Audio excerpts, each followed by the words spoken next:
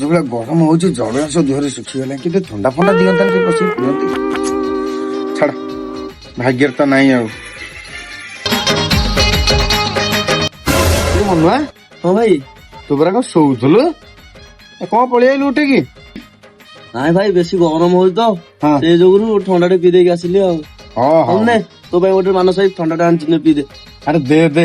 ଆରେ ମୋ ସାଙ୍ଗ ସାଙ୍ଗ ହବ ତ ଏମିତିଆ ସେଟା ବଢିଆ ଥଣ୍ଡାଟା ମୋ ଗାଣ୍ଡିମରା ସାଙ୍ଗଟା। କଣ କହିଲୁ? ଆରେ ନାଇଁ ନାଇଁ ଏମିତିଆ ସାଙ୍ଗ ଭାଗ୍ୟରେ ଥିଲେ ମିଳିଯା ଆହୁରି। ଆରେ ମନୁଆ ଏ ଥଣ୍ଡାଟା କୋଉଠୁ ଆଣିଛୁ? ଆରେ ଭାଇ ଫ୍ରିଜ ରଖିଥିଲି। ମାହାଳେ ତତେ ଗାଣ୍ଡିମରା କହିଥିଲି ହେଲେ ପୋଚ ଥଣ୍ଡାଟା ଆଣି ଦେଇ। କଣ କହିଲୁ? ଆରେ ନଷ୍ଟ ହେଇଯାଇଛି। ହାଁ? ଛାଡ ଛାଡ ଯାହା ତ ଥଣ୍ଡା ଥଣ୍ଡା ଦେଲୁ ଛାଡ। ଚାଲିଆ ଶୋଇବା ଯାଇକି ଚାଲିଆ। ବହୁତ ଗରମ ହଉଛି। ରହ ଭାଇ। କଣ ଥଣ୍ଡା ଟା ନଷ୍ଟ ହେଇଯାଇଛି କହୁଛୁ? ରହ ମୁଁ ଚେକ୍ କରୁଛି। ଆରେ କଣ ନଷ୍ଟ ହେଇଯାଇଛି? ଥଣ୍ଡା ଟା ବହୁତ ଭଲ ଅଛି, ନଷ୍ଟ ହେଇଯାଇଛି କଣ କହୁଛୁ?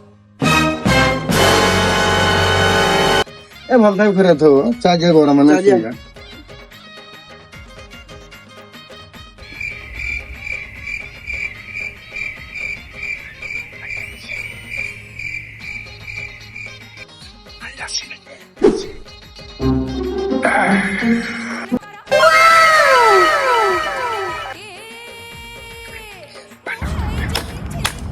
ଆରେ ଭାଇ ତୁ କେତେ ନମ୍ବର ଚୁକାରେ ଚୁକାକିରେ ତୁ?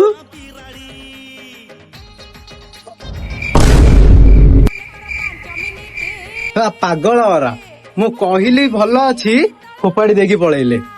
କଣ କହିବ ଏଇଥିରେ?